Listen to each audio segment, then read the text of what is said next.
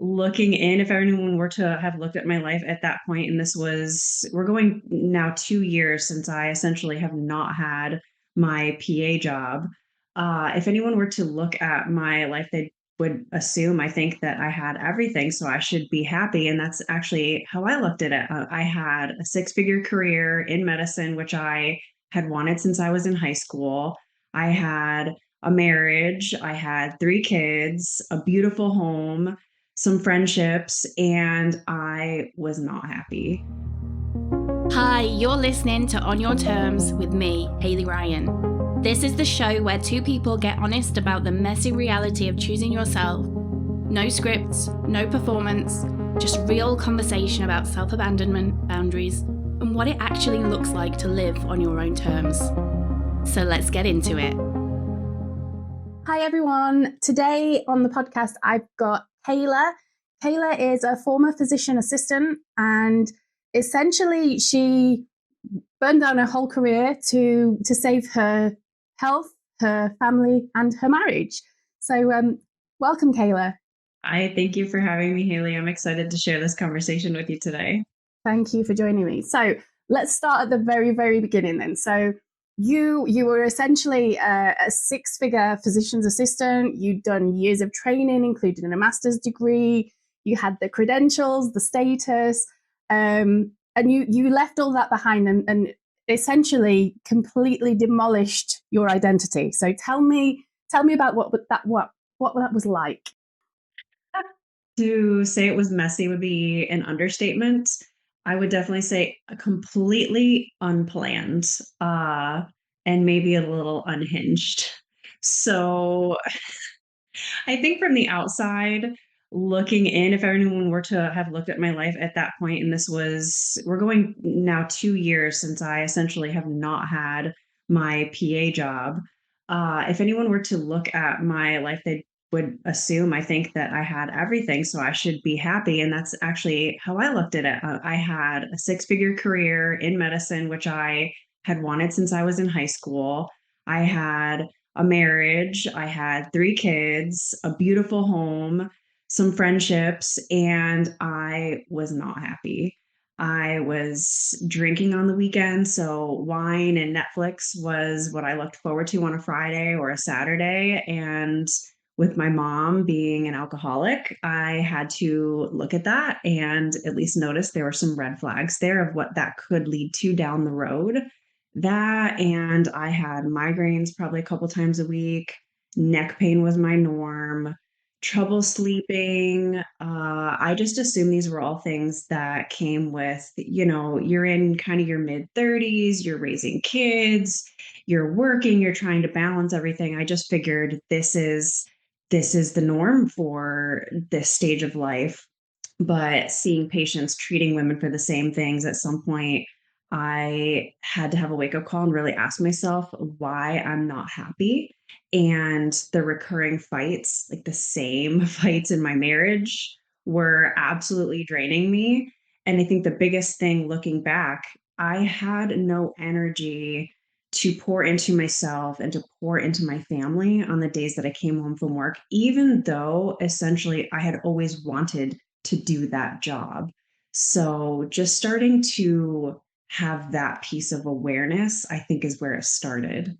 Yeah. So obviously you had that awareness. Did you make the changes straight away, or did you kind of like talk yourself out of it? Because obviously you mentioned it's a job you'd always wanted and you just thought what you were going through was normal. So walk me through how that awareness kind of manifested. Absolutely not. Most of us have perfectionistic tendencies, right? So the first thing I did was I worked harder. I As we do. started a side hustle. I'm like, okay, if we can just make more money, then we can have more time off and we'll have more time together. And that will help me feel less stressed. So at that point, I started coaching for a nutrition program on top of working, thinking that's the thing that's going to get me to climb out of this and get us to be happy is we just need more money because money equals freedom and that equals happiness. So initially I was working harder. And then eventually, obviously, things were getting worse, not better. So I ended up switching jobs. I had essentially kind of another opportunity come my way, and I started working less. So instead of working full time, I dropped down to working 2 days a week, maybe 3 days a week. I did not feel better. So it was working less, right? I'm like, okay, this is supposed to fix things. But if anything, I think backing off of that gate created a little bit more space to start to see the home life even more clearly than I had been. And I was just so exhausted. And I would find that on my days off while the kids were in school, I didn't want to do anything. And I thought I should be being productive. I'm home. So I should be, cleaning the house more. I should be able to have more energy to plan the meals, cook the food, hang out with my kids, want to be with my husband. And none of that was happening with me working less. And on top of that, I started noticing within 6 months of that new job that was supposed to fix everything, right? Because one, it was a different environment, different job, and I'm working less. I would be driving to work and I would have chest pain. My chest was so tight. And while I was at work, my back was hurting. I just assumed, okay, my back's hurting because I'm standing on these hard floors. Looking back, the environment I was in, I was terrified. I think I was terrified of two things. One, that job was not healthy for me. And two, I was probably subconsciously terrified of changes that really needed to happen.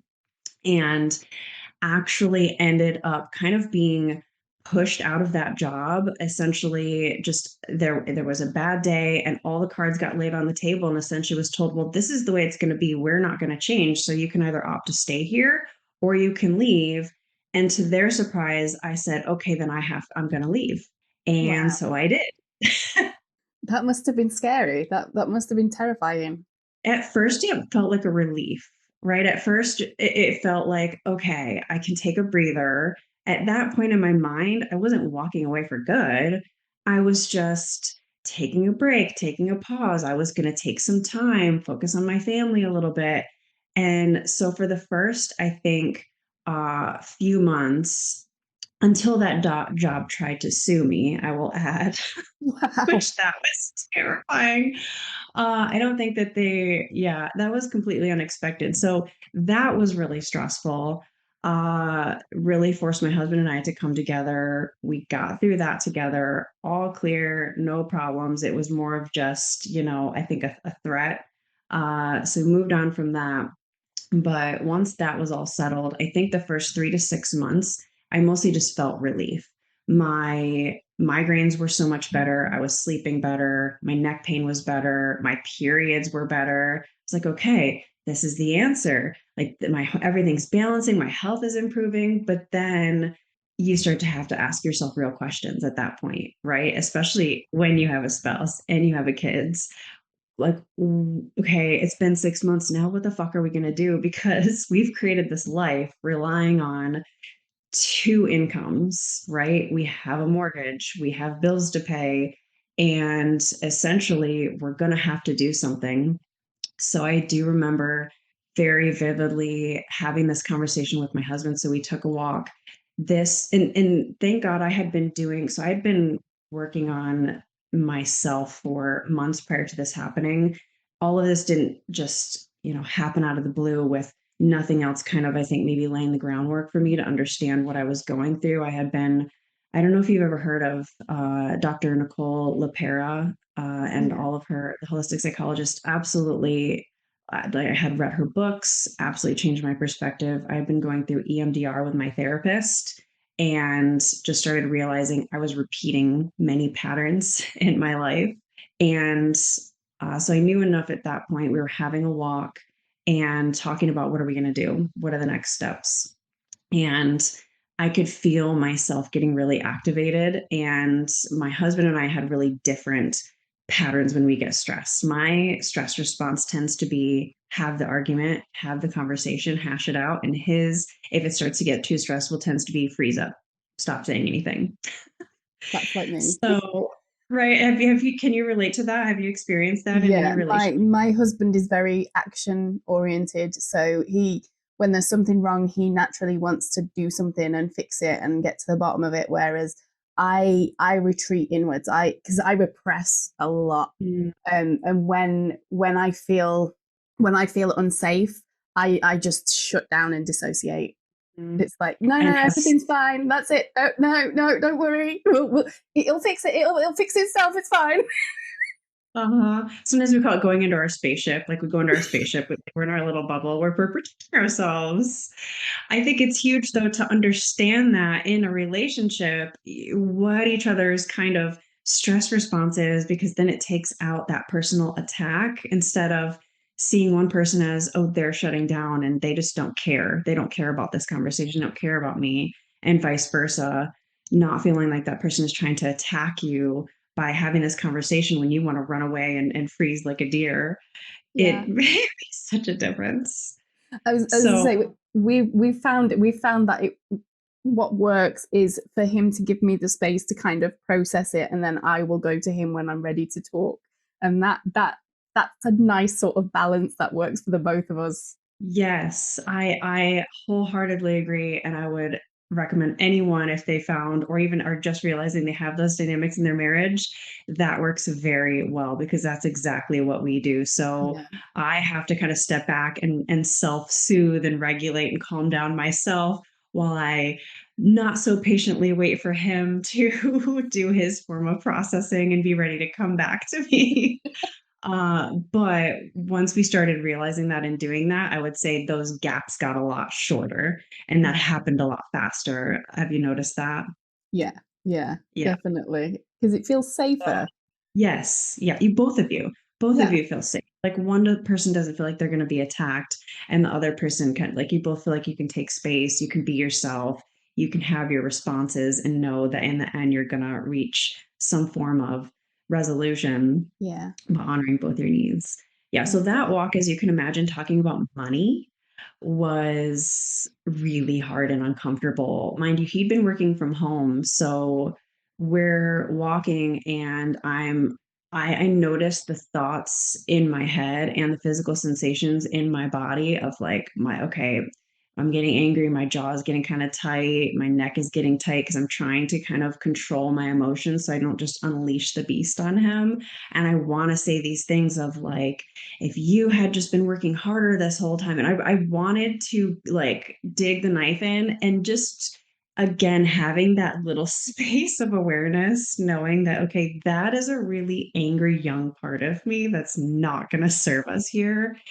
So doing the opposite of what I normally would do and starting to kind of get quiet once the conversation was getting to that point as we were walking. And I also noticed he was getting quiet. He was starting to not say as much. So we essentially kind of finished our walk not speaking, um, got back to the house, both took our separate spaces. And I remember going to one of the bedrooms and just absolutely nasty crying, bawling. I was terrified. What are we going to do? If I have to go to work, all of the progress I'm making with reconnecting with my kids, I had finally been feeling more joy and having nothing to do with external substances, actually wanting to spend time with my family, having the energy and wanting that physical connection with my husband without it being forced, right? Seeing these, getting off of sleeping medicine, not needing migraine medicine so much, and feeling like I was starting to find my footing and just being so terrified that that's going to be taken away. If I go back to work, I'm going to lose everyone again because, yes, I had that great career, but I had built that over the last 15 years to protect myself because that job security meant to me that I was going to be safe because I watched my parents grow up and struggle and fight with money. Like it was tense in our home. It was stressful. Money was always an issue. We moved several times. We were renting different homes. It never felt financially secure. And kids don't even have to hear, I think, those conversations about money. I think we feel it right in Yeah, our body. definitely. And I realized I had built this job. Yes, I loved seeing patients. I loved the relationships. I miss that piece still. I miss working with my patients. And that's why I'm working on other things. But just to, I felt all of it, right? The Yeah. fear, the sadness, the confusion of what are we going to do? And actually, afterwards, he came to me in the kitchen and he's so calm and he says, "Babe, I figured out the solution." And I'm like, "What? What is it?" And he says, "A HELOC. We'll get a HELOC, so home equity line of credit on our home."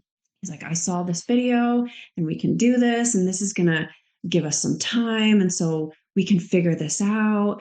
And I just broke down crying again. And he hugged me. And I realized in that moment, I had never allowed myself to really, truly rely on anyone else but Wow. myself.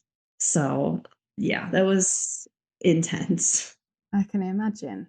And it's like that, isn't it? Like you said you'd been building your career for 15 years, is it you said?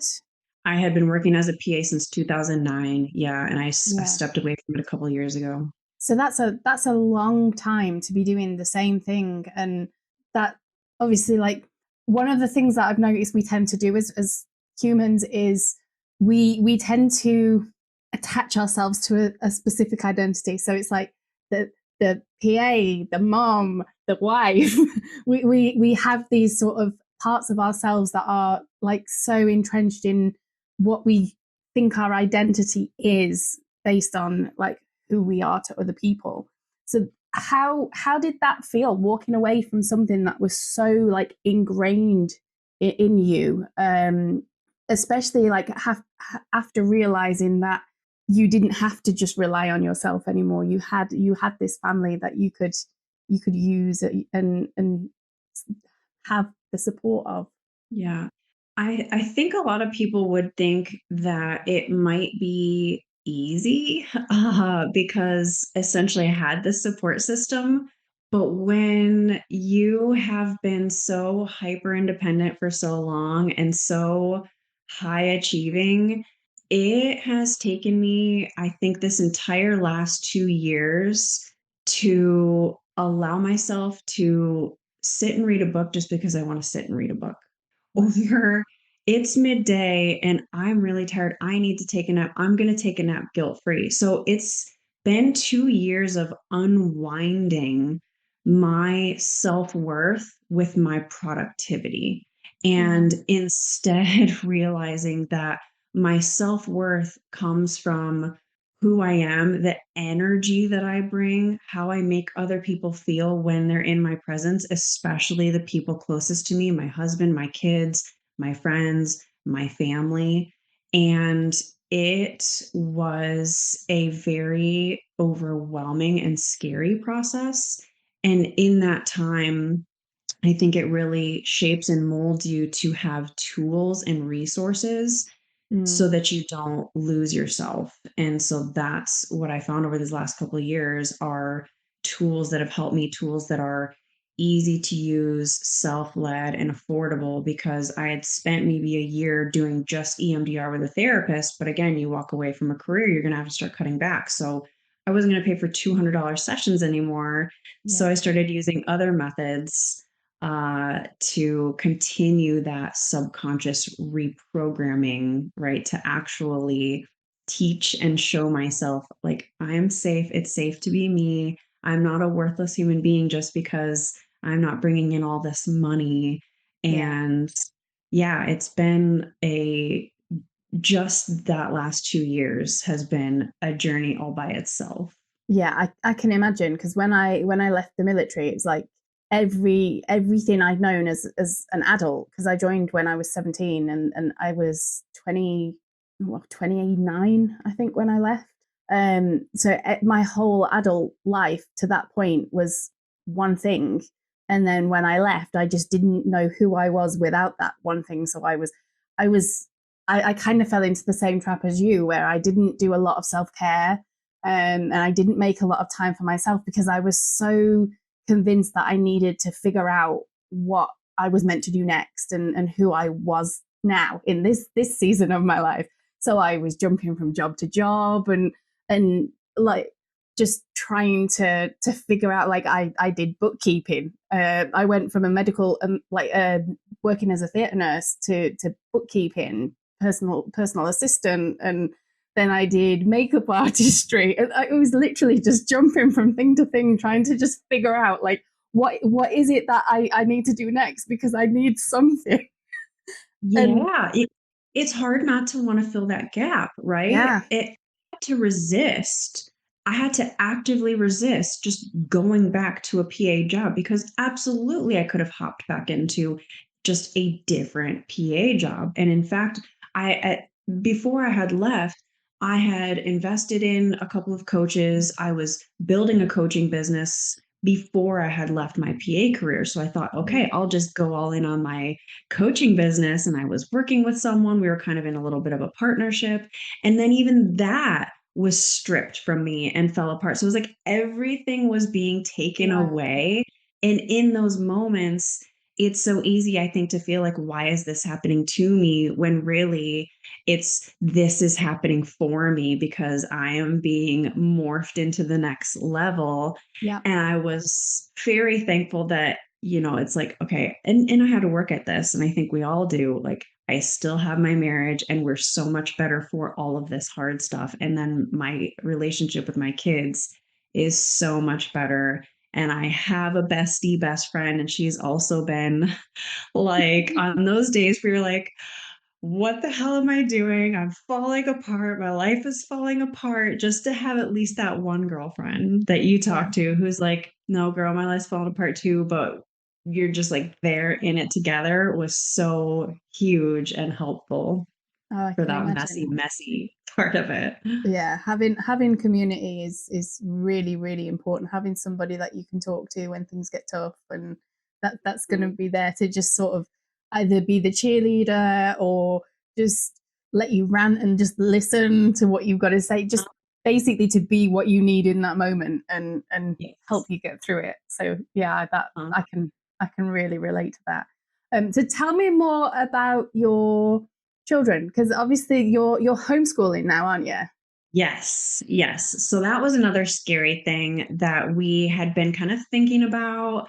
It's really our goal to exit the system as much as possible while, I mean, we're still all in the system, right? You can't completely just like exit this whole matrix Yeah. situation. But so homeschooling was a big thing. And actually, it was my husband who gave me the final push. He's like, we just need to do it.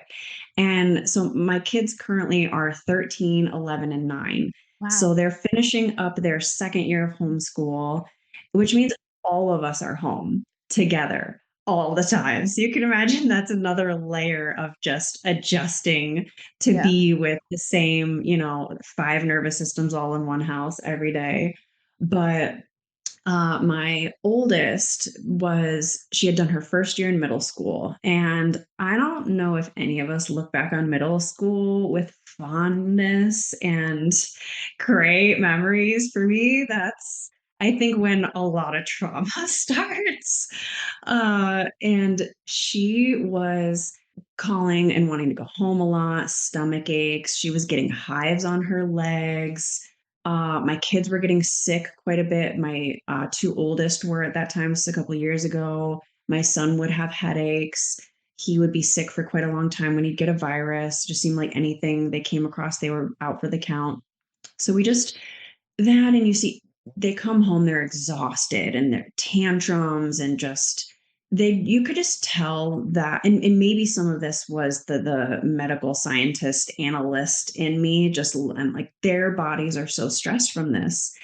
So we wanted to pull the middle schooler, and we figured, well, if we're going to pull the middle schooler, we just need to pull all three. Yeah. So we pull all three of them. We start them in homeschool. Mind you, I will wholeheartedly admit I am not their teacher. They do a Florida virtual school system so far, which we're also leaving next year. We're starting just completely our own thing. But so they were home. So they're home with us. And that first few months of starting homeschool, I definitely most days was like, what are we doing? What are we doing? What am I doing? Am I ruining my entire family? Did I like, it's me, I'm the problem, right? Yeah. Just kept working, and they were just everything, at least you want familiar is predictable, and predictable feels safe, right? Yep, definitely. So, but they started slowly, we all started connecting more, being all more playful together. We do not get sick anymore. Literally, we do not get sick. If anything, and it's so weird because if we come across something, we're like, I've had a little bit of a drip in my nose. Am I sick? I don't know. I've been a little bit tired. So you don't even, it's so low radar because Yeah. we've been able to improve our immune systems by not rushing out the door in the morning. Like, all right, everybody, hurry, hurry, hurry, rush, rush, rush, rush, rush, which is our whole life. To slowing down, slow mornings. They start school at 9 o'clock. They have school for 2.5 hours, and then it's only 4 days a week. And the fourth day is elective. So it's like PE and art. So, we just dove into that, not knowing for sure what that would look like, but just feeling that internal pull and that internal call to do that, and just dove in the deep end, did it together. Of course, there are days where you lose your temper a little bit. So our family's gotten really good at repair. Like, we are rock stars at repair. So, like, all the kids know, and my husband and I know, if someone loses their shit, like, you're going to hear an apology, and it's going to be fairly quick, right? And there's going to be some Yeah. behavior change after that. And I think that's also something really, really valuable, is like, we do not have to hold it all together. We do not have to keep our cool all the time. And repairing with each other is just as much of an important lesson as, Yeah. being able to kind of regulate your emotions. Amazing.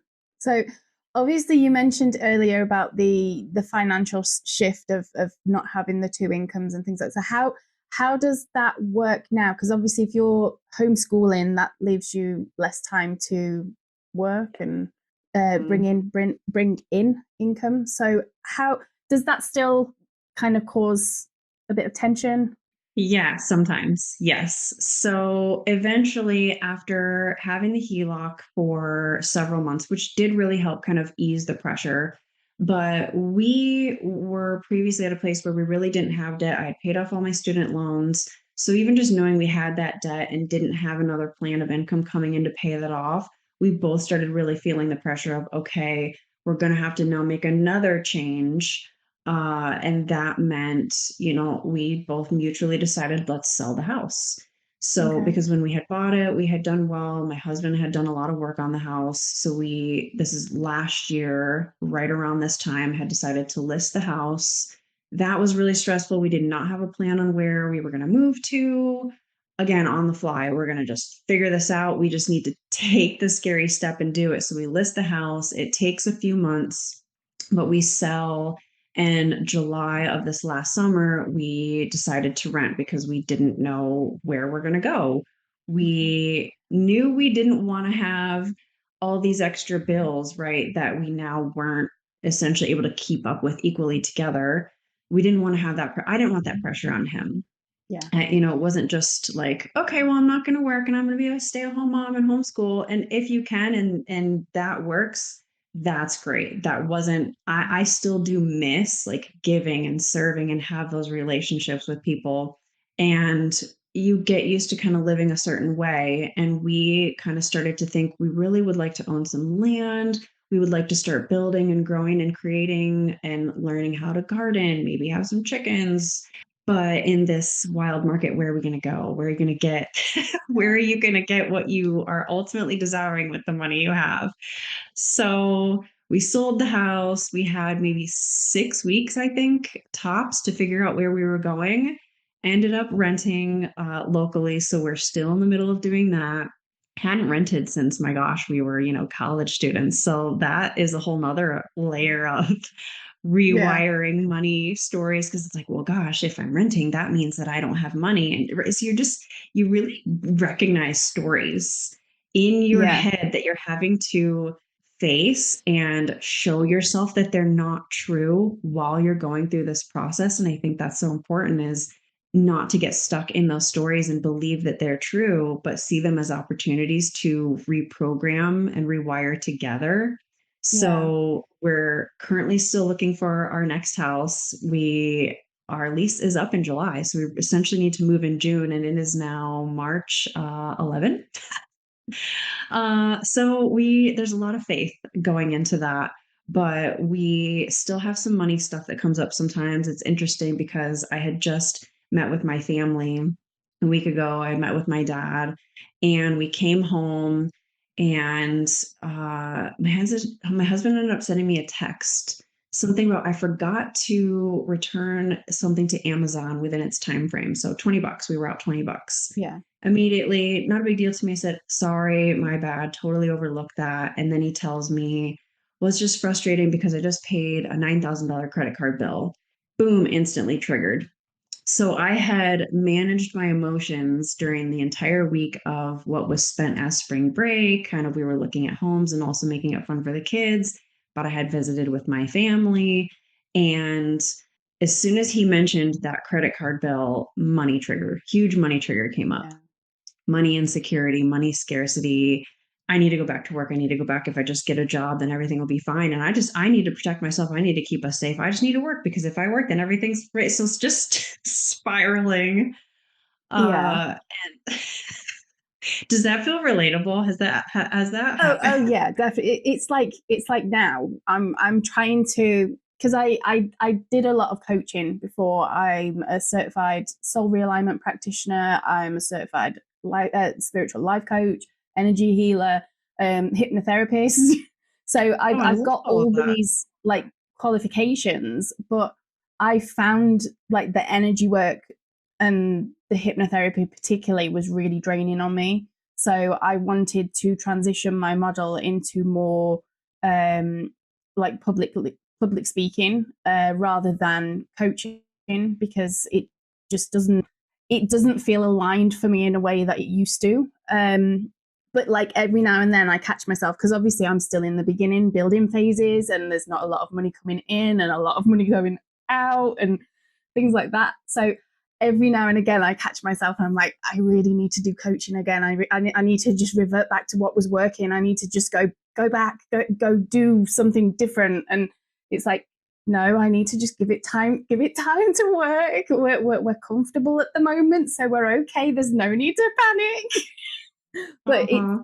it's hard because obviously, like, I mean, we're in a fortunate position that our house is paid for, so we haven't got a mortgage, and like we have no debt, so we are very, very lucky in that sense.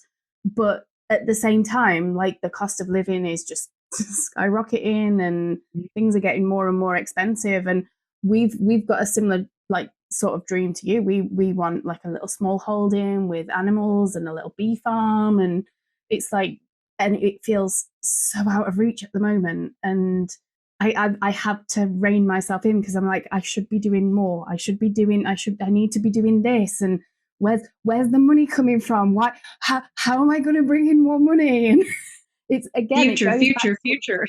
yeah, it goes back to all the scarcity, the money scarcity, and the rewiring. Like, I was always told when I was younger, like, never go into debt, and debt is bad. And so like in the past, I've basically killed myself to make sure I can afford things without going into debt. Whereas, like, sometimes it's not necessarily a bad thing if you plan for how you're going to pay off that debt. And like you say, it's all like the childhood patterns, the conditioning, and all the things that, like, you kind of just like accepted as a child because it was going on around you. Like, with the renting, I always grew up to feel like renting's a waste of money, and you're just throwing your money away, so you need to buy.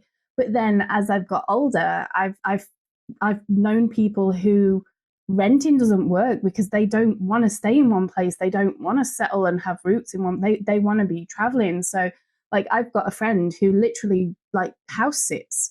She just goes and looks after other people's houses, and that's how she lives in other people's houses. She doesn't have a home base. And in the times where she's not staying in somebody's house and looking after their dogs or whatever, she's crashing on her friend's sofas, and that works for her. Like, to me, that is terrifying Yeah. because of all the preconceptions I've got around that. And Yeah. Yeah.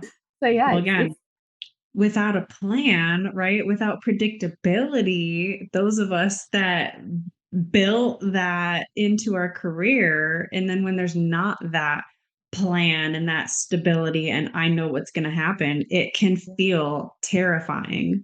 yeah, So just focusing on just continually bringing ourselves back to right now. What's happening right now? What's actually true right now is the thing that has been able to ground myself, ground my husband over and over and over. And it has to be done every day, multiple times a day, right? It's not something that just, there's no state that you just get to where you're feeling that all the time because life is continuing to throw stress at you and it's oh continuing yeah, to change. We're continuing to evolve. So it's okay. I'm worrying about the future. I'm worrying about where money's going to come in. What is actually happening right now? I actually have enough money to pay that credit card. It's okay. Like, I don't have debt. So, what action steps can I take? What's one thing I can do today that makes yeah, me feel like I'm moving the needle forward so that that part of me who's scared, and it's valid that they're scared, right? That's coming from an old wound. Let's validate that. But what's one thing I can do for her today to show her we're moving forward?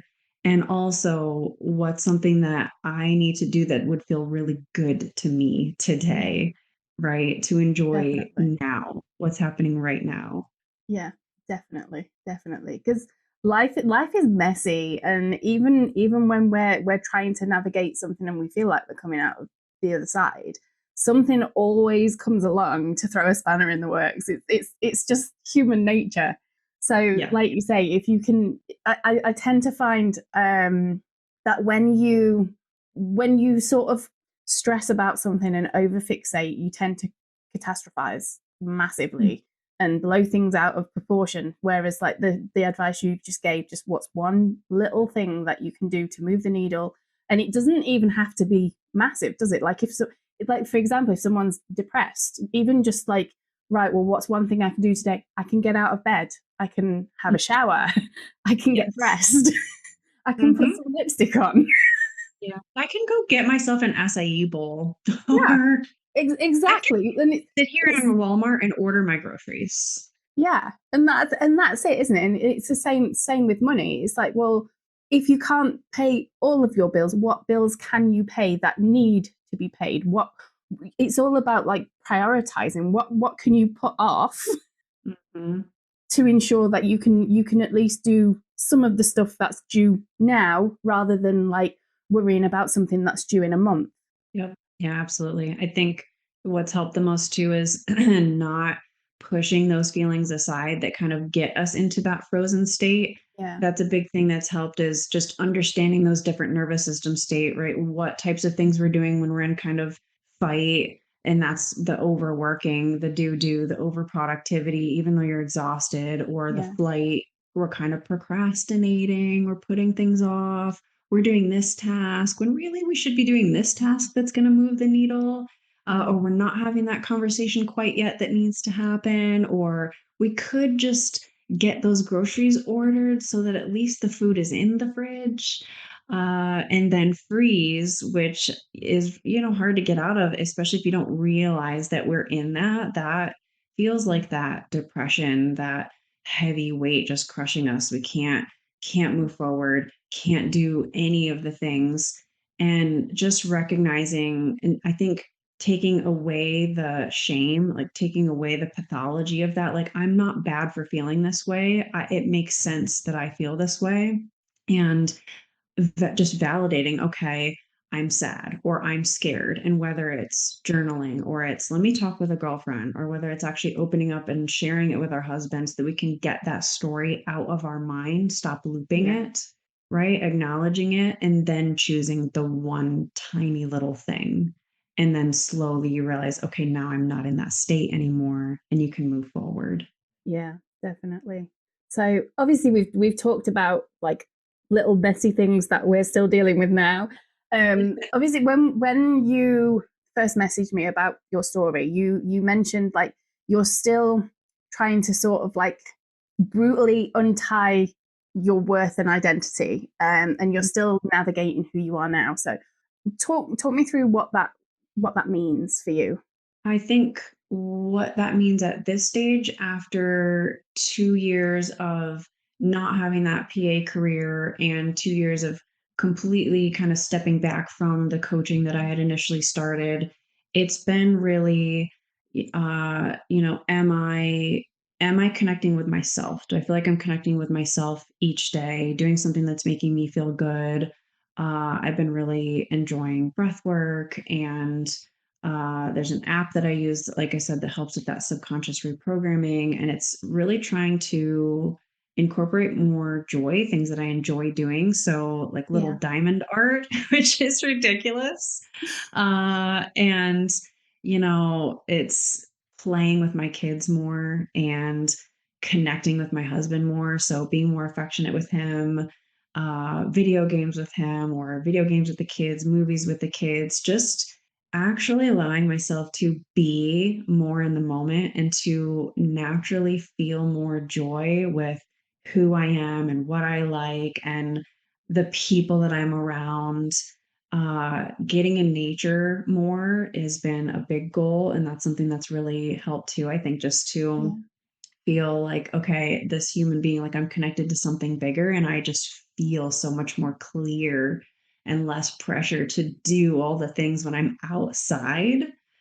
And then just something that I want to do because I'm finally at the point where I don't want to do this because we have to or we need to. It's building this coaching career with my husband. And so actually, instead of having partnerships, which I had started with someone prior to all of this, it's actually the partnership that I needed was in front of me the whole time. And it's my husband, and it's sharing our story and what got us through these hard times, where we're essentially kind of going through an identity crisis together and a spiritual awakening together, and redefining what success actually means for both of us and what joy actually feels like for both of us.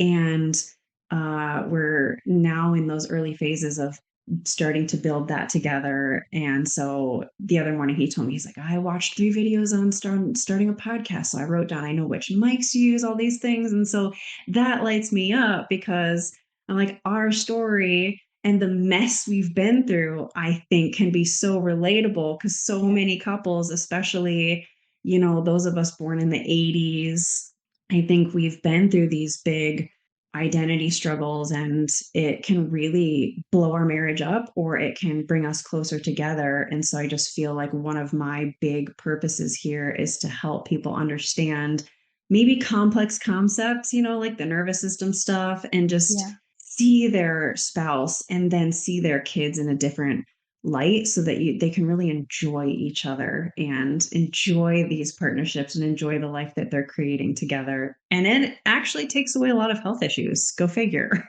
Yeah. I love that. It's amazing, isn't it? How we all kind of end up gravitating towards something that we've struggled with, and we just want to share with other people to make their life easier, or just give them the courage to make the choices that they know they should make, but just haven't sort of got the courage to take that leap of faith. I love it. It's just, it comes full circle, doesn't it? I think so. I think instead of choosing a career that, obviously there was always that part of me that wanted to and wants to help people, right? But initially choosing it because, well, this is the career that's going to keep me financially safe. Now being at the point where I'm 40, choosing to build a career that's going to work with my life, for Yeah. my life, and use it with lessons that essentially my whole life led up to now, right? I'm not going to not bring, I mean, naturally, that entire 15-year medical career in functional medicine is going to come with me. All of that Yeah. knowledge is naturally going to be intertwined in anything that I'm going to share. So it's, I think, giving us the permission to completely pivot and find and slowly build the career that we maybe were put here for. Yeah. Uh, and that may change a bunch of times and look different, you know, every couple years until who knows. But at least just listening to that internal messaging that I think initially shows up as a recurring thought, but also you physically feel it. I think you physically feel it in your Yeah. body. Your body tells you this isn't right and this is right. Like the things that light you up and make you feel light and excited and joyful, follow those messages, I Yeah. think. Yeah. And the messages that make you feel like your chest is tight and you've weighted down by the world and you have pain, those are the messages I believe that are telling us there's some wounding there. We need to make a change. The anxiety is a message. It's not a problem. It's a message that we need to, I think, not avoid and push away. We have to take a minute to listen to what it's telling us needs to Yeah, shift. definitely. I'm a big advocate for listening to what your body is telling you.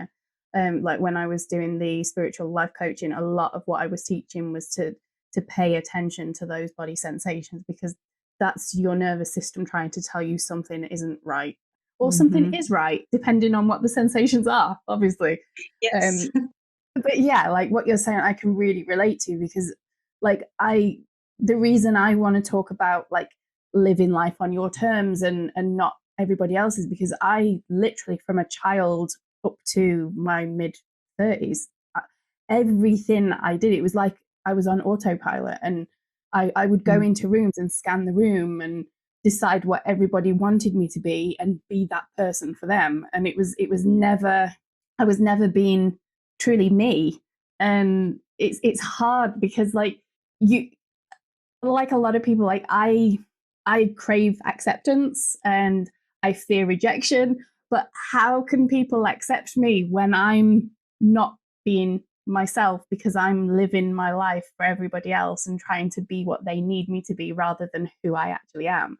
And like I started this podcast and everything else I'm doing because it was a little bit selfish. Like I wanted to know that I wasn't alone in this, and build a community of like-minded people and things like that. And I kind of, because it stuck with me for a long time, and I kind of feel now that that was my sort of my subconscious telling me that this is the direction I need to go in.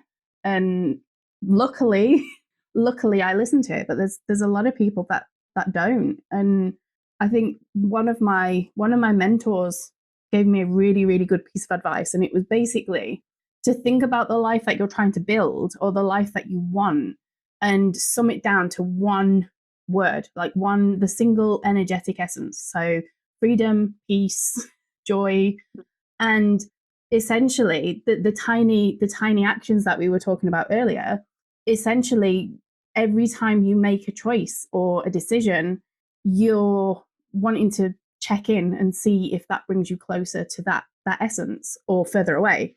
And if it's bringing you further away, then things need to change. So that's kind of how I'm living my life at the moment. For me, it's freedom. I don't do well with obligation, and like I spent Same. a lot of time in very restrictive roles, like in the military. My dad was in the army; he was very strict, and things like so. Like I rebel against any kind of obligation or rules or anything like Yeah. that. So for me now, it's all about like what brings me freedom. What and it's not like freedom to what freedom means to other people. It's what freedom means to me.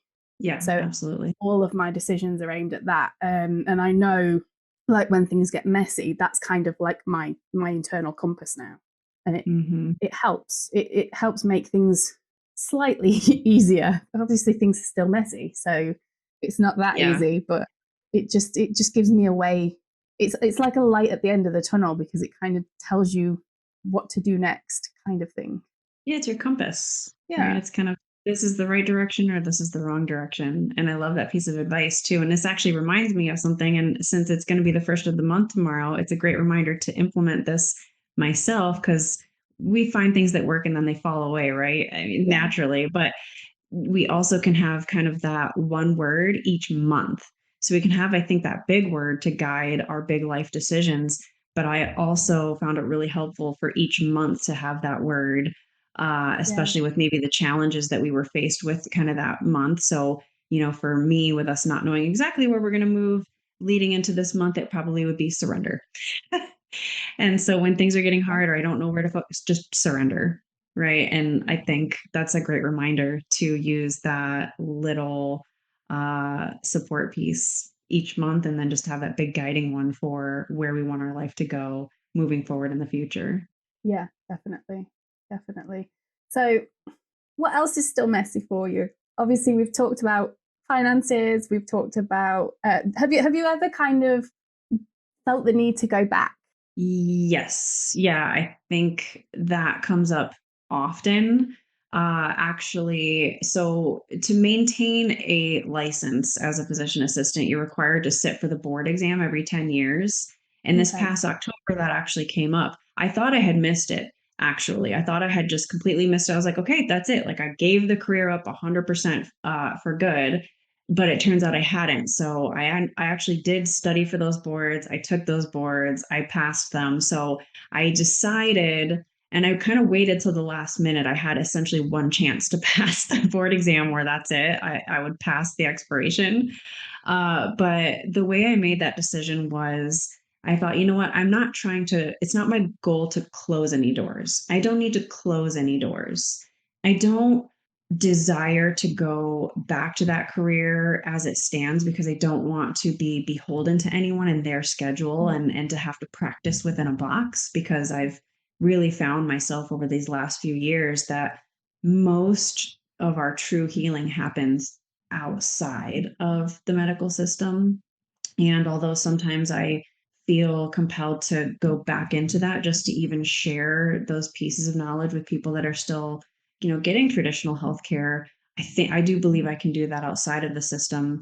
But one thing that pulls me continually away from that is this is a very messy piece, which is my kids. So I mentioned that we're all home, and there we have much too much freedom in terms of how much device use they have right now. Right. So the nagging guilt I have every day for how much time they have access to devices each day is probably, I would say, the messiest piece for me right now, that I constantly hear, this needs to improve, this needs to improve. And that's why we are taking them out of the system that they're doing, which is still technically the traditional school system, but online.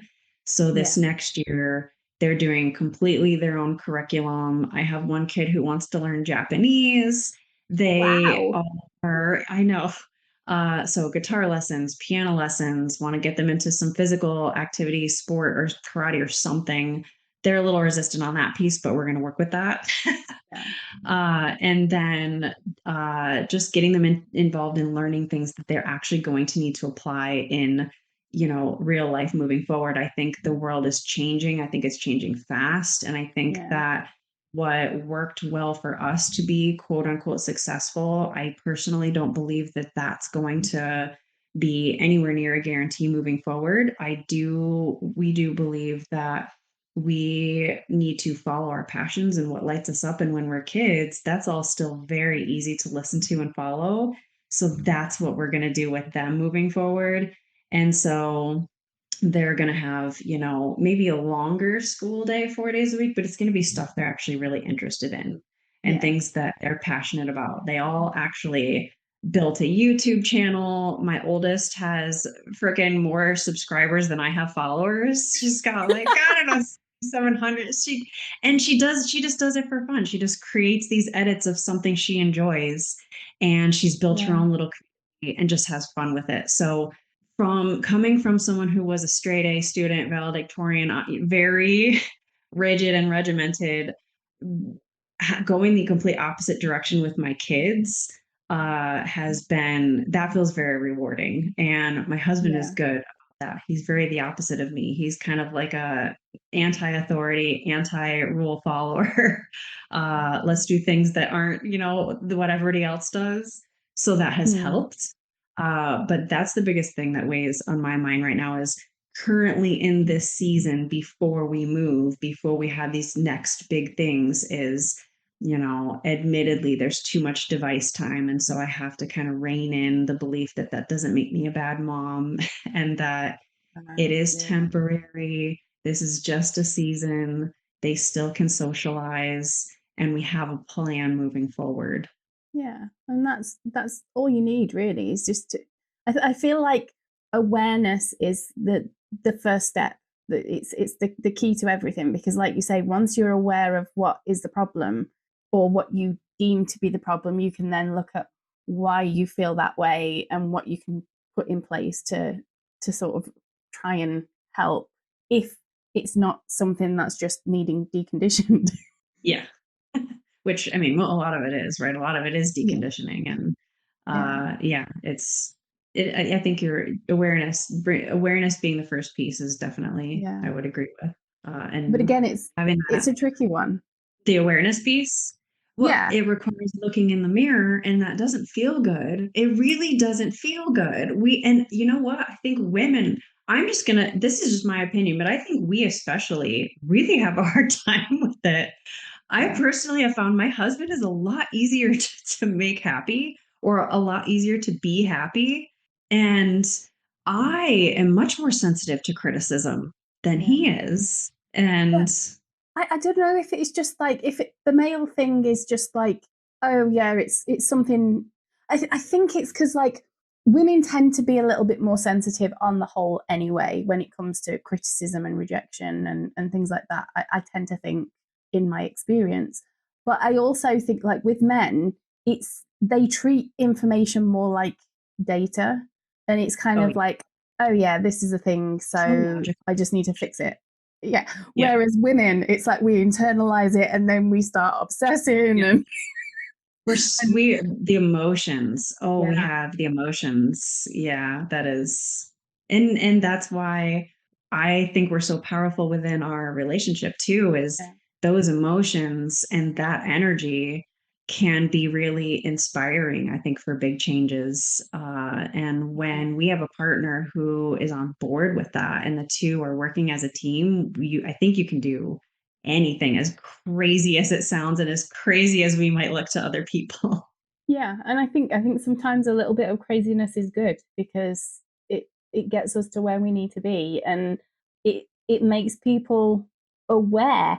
It's that awareness. If they're not happy to look at like inwards at themselves, if they see other people doing it and as crazy as it looks, it seems to be working for them, then it gets Yeah. them thinking and potentially making changes in their own life that are for the better. Um, but yeah, like you say, it's a tricky thing having that or finding the ability to be comfortable with looking inwards and being aware of what's going on. But I feel like when you've got that awareness, everything kind of gets perspective and it brings clarity and you can figure out where to go from there. I'm a big fan of pivoting. Yes. Pivot, Yeah. pivot, right? I do not That believe wrong. in quitting because that was something that was drummed into me like as a child. It's like Right. don't quit, don't give up, you persevere, you get the job done. Whereas now it's like it's not quitting, it's just pivoting because something else is a better option. It's more Agreed. aligned. And it takes strength actually to do that, to admit that this Yeah. thing is over and this is not the best thing that's serving me, and to allow yourself to go a different direction. And something you had said earlier that I felt that I should share, one thing that really, really helped me and my marriage and this whole process that both my husband and I will ask ourselves is if we're in kind of a really unhelpful cycle, is to ask our individual selves, like, what am I doing that's contributing to this cycle? So if I'm getting upset with him for something or resentful towards him from something, let's just say, he's taking it easy or playing video games. I'm mad because I'm not allowing myself that rest. And I want to take a step back and I want to rest. And I'm pissed that he's doing it so easily. So, just one question I found to be so helpful, not just for us, but in honestly Yeah. any relationship dynamic. Oh yeah, definitely. And that, like you say, any relationship, like friendships, like relationships with parents, with siblings, anything like that, because we forget, don't we, that our actions have consequences for other people, and their actions have consequences for us, and sometimes we're not really aware of how they're interacting. So yeah, asking that question again is a good way of getting that bit of awareness that we need to kind of check ourselves and go, right, well, hang on a minute, are we mad at them or are we mad at ourselves?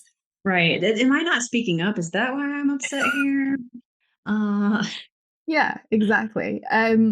So that was some really, really good advice. So looking at your situation in the whole, obviously going from the big career, the 6-figure career, and basically your identity and everything like that, giving that up and being where you are now, what would you say to somebody who is kind of where you were sort of 2-3 years ago and considering making that change, but too scared to because of the unknowns and the financial difficulties and all that sort of stuff? What do you wish somebody had said to you? I wish, first, I wish they had given me permission to have those thoughts and feelings. So I would first just give full permission to those thoughts and feelings you're having are there for a reason, and you are definitely allowed to listen to them. And the second thing I would say is start to have the conversations about the thoughts and feelings that you're having, even without plans of having any action changes or any solutions, just to at least put them out there so they're not only within you, doing that with at least one person who feels safe. And if all that person is you're telling your dog at first, you just need to get those thoughts and feelings out, right? And actually work through them. And then it would be to, like we said earlier, what is one small thing that you can change that will move the needle closer to how you want to feel? And if this episode has resonated with someone who's listening, the most helpful advice I would say, especially if this is like a working wife or mom, it would be to, can you do less at work? Where can you say no at work? Where can you pull back at work and do your job to the best of your ability? But is there anywhere in your job that you're over giving, you're overextending yourself?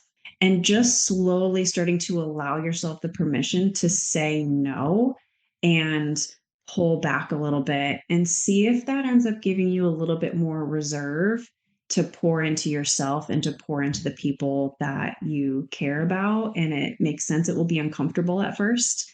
That's okay.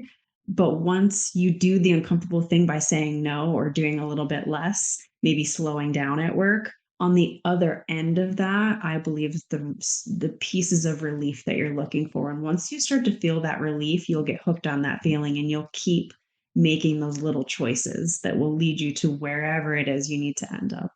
Love it. And building on that as well, if people are having trouble figuring out where they're giving, like, over giving or giving too much of themselves away, one thing that might help is to write down 2 lists. So in the first list, write down all of like what your job actually is as per your job description, and then in the second list, write down everything that you're doing that isn't part of that job description, because that second list will tell you then exactly where you're overgiving and where you've got that room to say no. And this is speaking from somebody who, like, I was doing a job and I was office manager, and I ended up like cleaning the windows and fixing the toilet and things like that. And I didn't realize that I was overextending myself far beyond what my job role was. It was just, it needed done, so I would do it because nobody else would. And it wasn't until I stepped back and kind of went, well, hang on, what is my job description versus what I'm actually doing? And then it became obvious where I could afford to say no without feeling like I was like doing something wrong, I guess.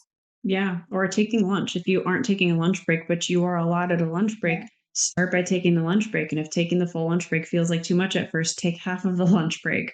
Or if you stay late after hours normally, but you're not required to, don't.